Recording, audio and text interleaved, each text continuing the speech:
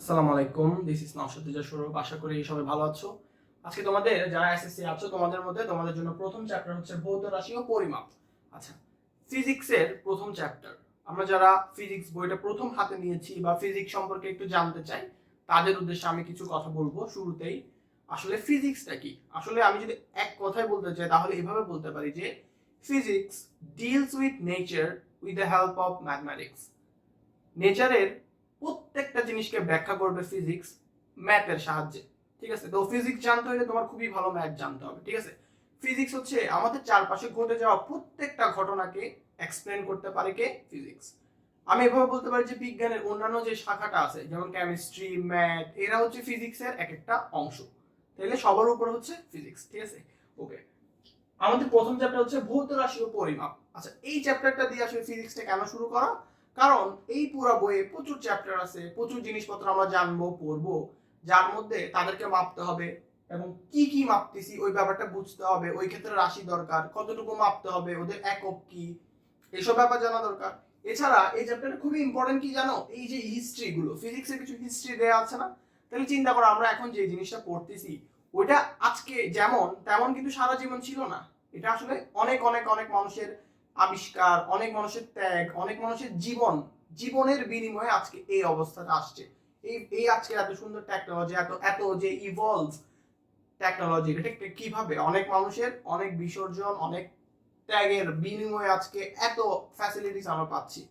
ঠিক আছে, তাহলে ফিজিক্সের যাত্রার দিকে অর্থাৎ যাত্রার পথে ফিজিক্সের শুরুর দিকে কারা কারা আসলে ফিজিক্স নিয়ে কাজ করছে তাদের ইতিহাসটা যদি আমি জানাতে চাই তখন আমরা এই চ্যাপ্টারে এই টপিকটা পড়বো। ঠিক আছে, দেখো সর্বপ্রথম যদি আমি বলি ফিজিক্সের বা বিজ্ঞানের জন্য জীবন সর্বপ্রথম কে দিছে, তার নাম ছিল বিজ্ঞানী ব্রুনো। ব্রুনো একজন দার্শনিক টাইপের মানুষ ছিলেন। ওই সময়টাকে এমন মনে হতো কি জানো, ধরো সমাজে একটা জিনিসকে মেনে নিয়ে চলে, ওটা ধর্মীয় ভাবে ওভাবেই সেট করে দিছে যে একটা জিনিস ধরো এভাবে, যে তখন সবাই মানতো যে পৃথিবীতে মানে পৃথিবী থেকে যা দেখা যায় তার বাইরে এই মহাবিশ্বে অন্য কিছু নাই। পৃথিবীতে কি কি দেখা যাচ্ছে দেখো, পৃথিবী থেকে আমরা চাঁদ, সূর্য, তারা এগুলো ছাড়া কিন্তু আর কিছু দেখি না আকাশের মধ্যে। ঠিক আছে, কিন্তু ব্রুনো বলছে কি এগুলোর বাইরে আরো অনেক অনেক গ্যালাক্সিস বা আরো অনেক অনেক ইন্টারস্টেলার বড় বড় জিনিস কিন্তু আছে। ও অ্যাজিউম করছে, স্বপ্ন দেখছিল, চিন্তা করছিল যে অনেক অনেক জিনিস পড়তে চাইলে আছে। পৃথিবীটা খুব ছোট, এরকম পৃথিবীর মতো এই এরকম সৌরজগতের মতো অনেক অনেক গ্যালাক্সিস, অনেক অনেক পৃথিবী, অনেক অনেক সেলেস্টিয়াল জিনিসপত্র আসলে আছে।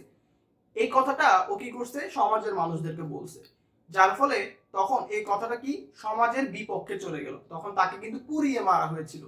তো ব্রুনোর ত্যাগ অনেক বেশি। ঠিক আছে, কিন্তু আজকে আমরা কিন্তু ব্যাপারটা জানি যে আসলে পৃথিবীর বাইরে ইন্টারস্টেলার অনেক অনেক কিছু আছে, চাইলে পৃথিবী থেকে বড়, সৌরজগৎ থেকে অনেক বড় অনেক কিছু চাইলে এক্সিস্ট করে। ঠিক আছে, তো এটা ছিল বিজ্ঞানের সর্বপ্রথম একজন মানুষ যে তার জীবনটা দিছিল বিজ্ঞানের জন্য। ঠিক আছে, এরকম অনেক বিজ্ঞানী আছে জীবনে অনেক সাফার করছে, অনেক ত্যাগের বিনিময়ে তারা আজকে এই টেকনোলজিকে এইখানে নিয়ে এসেছে। ঠিক আছে, তাহলে আমরা যদি বইয়ের মতো করে পড়তে চাই তাহলে শুরুতে আমি যদি বলি অনেক বিজ্ঞানীর নাম দেওয়া আছে, আমরা কয়েকটা বিজ্ঞানীর আবিষ্কার নিয়ে কথা বলবো। ঠিক আছে, এবং পরীক্ষা এগুলো কিন্তু আসবে। ঠিক আছে, ওকে। দেখো প্রথম বলি বিজ্ঞানী থেলস বা এখানে থেলিস যাই বল না কেন, তিনি আসলে সূর্য গ্রহণের ভবিষ্যদ্বাণীটা দিয়েছে যে সূর্য গ্রহণ হতে পারে, এটা তিনি বলছে।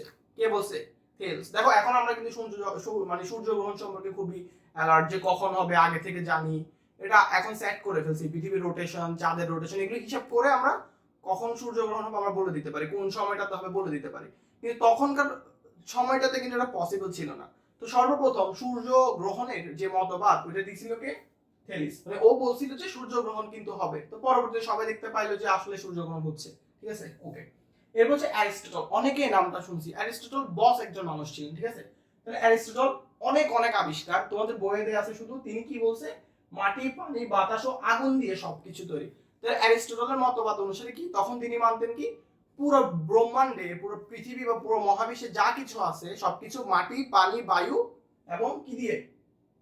আগুন, এই চারটা এলিমেন্টস দিয়ে তৈরি। ঠিক আছে, এটা অনেকে ধর্মীয় ভাবেও কিছু কিছু ধর্মীয় ভাবে এভাবে লেখাও আছে যে বেসিক কিছু এলিমেন্টস আছে যেগুলো আসলে মহাবিশ্বটাকে ফর্ম করছে। ঠিক আছে, তো অ্যারিস্টটলের মতবাদ এগুলো। অ্যারিস্টটলের অনেক অনেক আবিষ্কার আছে। ঠিক আছে, আমরা আস্তে আস্তে অনেক কিছু জানবো। ঠিক আছে, দেখো এরপর হচ্ছে কি আরিস্তারাক্স বলতে উনি কি বলছে, সূর্য কেন্দ্রিক সৌরজগৎ। কি বলছে?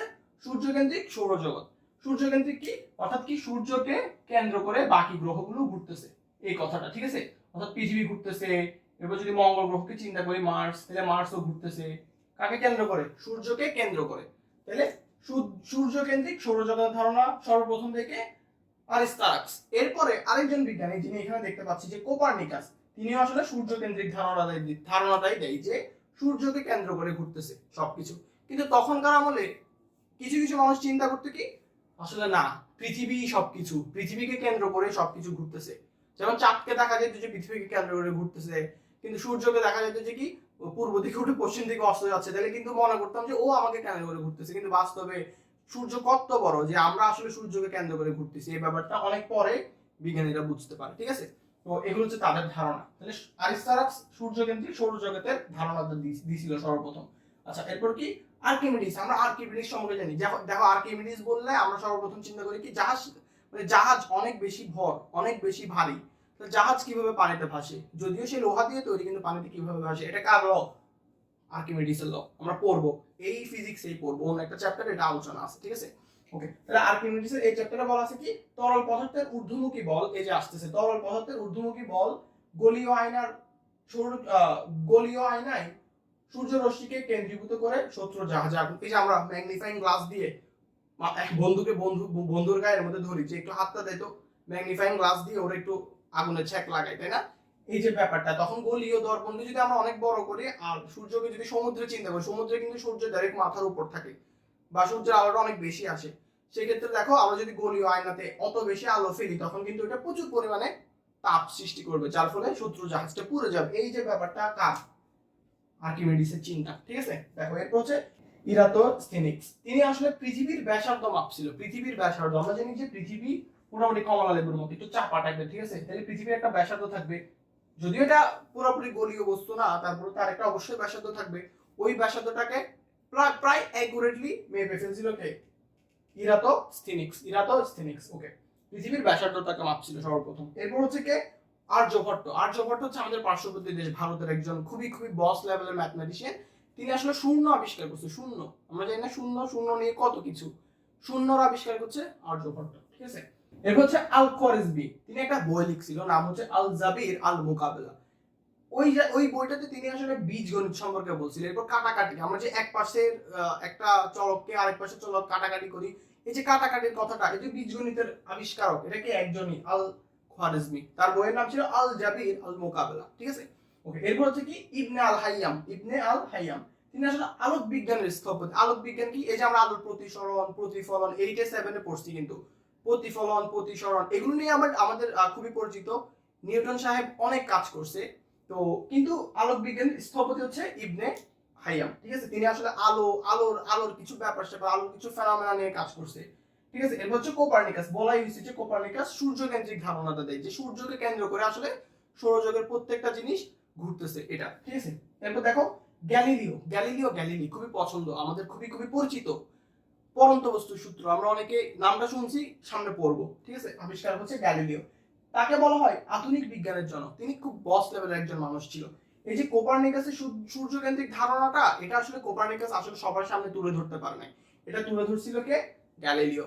এইটাও কি ওই যে আগে ব্রুনোর কথা বললাম না, যে সমাজের বাইরের চিন্তা, ওই অনুসারে গ্যালিলিওর এই চিন্তাটা বা কোপার্নিকাসকে সাপোর্ট করে যে চিন্তাটা বলতে চাইছিল তারা, যে সূর্য হচ্ছে সবকিছুর মূল, ওটাকে কেন্দ্র করে সবকিছু ঘুরে, ওই চিন্তার জন্য আসলে গ্যালিলিওকেও অনেক বেশি সাফার করতে হয়েছিল তার জীবনে, ঠিক আছে? এরপর দেখো নিউটনের কিছু লিখলাম না, কারণ নিউটন হচ্ছে বস মানুষ, আমরা সবকিছু জানি নিউটনের সম্পর্কে, হ্যাঁ? দেখো সর্বপ্রথম যদি বলি তার বস লেভেলের আবিষ্কারক হচ্ছে গ্র্যাভিটি, ঠিক আছে? তিনি মহাকর্ষ আবিষ্কার করছে তিনি, ঠিক আছে?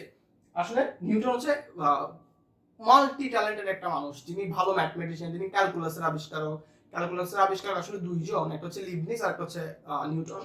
তো নিউটন ক্যালকুলাসের আবিষ্কারক, বলবিদ্যার আবিষ্কারক, F = m, এই যে ফোর্স, চিন্তা করো এটাকে ধাক্কা দিলে এটা কতটুকু যাবে, এটা এতটুকু ভর, ওটাকে আমি এতটুকু বলে ধাক্কা দিলে ওটা কতটুকু দূরে যাবে, ওটা ত্বরণ কি হবে, এই যে বল সংক্রান্ত যে চিন্তা ভাবনা, এগুলো সবগুলো কার? নিউটনের। মহাকর্ষ তো আছেই, এছাড়া নিউটন আলোক বিজ্ঞানের জনক, অর্থাৎ কি প্রতিসরণ, আলোর প্রতিফলন, এই ব্যাপারগুলো এগুলো আসলে নিউটনের চিন্তা, নিউটন থেকে আসছে এগুলো, ঠিক আছে? এরপর হচ্ছে কি লর্ড কেলভিনকে আমরা সবাই জানি। লর্ড কেলভিন নামটা শুনছি আমরা, অনেক পড়বো এটা নিয়ে। দেখো আমাদের একটা চ্যাপ্টার আছে পদার্থ দিয়ে, ঠিক আছে, ওই জায়গায় আমরা কেলভিনকে বলবো। রড কেলভিন হচ্ছে তাপ বিজ্ঞানের জন্য, তাপ অর্থাৎ কি যত রকমের তাপ, যেমন ইঞ্জিন, ঠিক আছে, ইঞ্জিনের মধ্যে কি হয়, কোন একটা গ্যাস বা একটা পেট্রোলিয়াম থাকে যেটাকে জ্বলার ফলে ওখানে তাপ উৎপন্ন হয়। ওই তাপগুলো কিভাবে কন্ডাক্ট করবে, তাপের একটা যে সূত্রগুলো আছে, তাপের মেনলি দুইটা সূত্র, এই বেসিক সূত্রগুলো লর্ড কেলভিন আমাদেরকে প্রদান করে। এগুলো এখন বলতেছি না, কারণ আমরা যখন চ্যাপ্টারে যাব তখন পড়বো, ঠিক আছে। এরপর হচ্ছে বিদ্যুৎ চুম্বক। বিদ্যুৎ চুম্বক নিয়ে অনেকে কাজ করছে, যাদের মধ্যে আমি বলতে চাই, যেমন আমাদের ওয়ালস্টেড আছে, অ্যাম্পিয়ার আছে। আর বিদ্যুৎ আর চুম্বক, দেখো বিদ্যুৎ শক্তি আর চুম্বক শক্তি আলাদা আলাদা ছিল, তাদেরকে একত্রিত করছে জেমস ক্লার্ক ম্যাক্সওয়েল।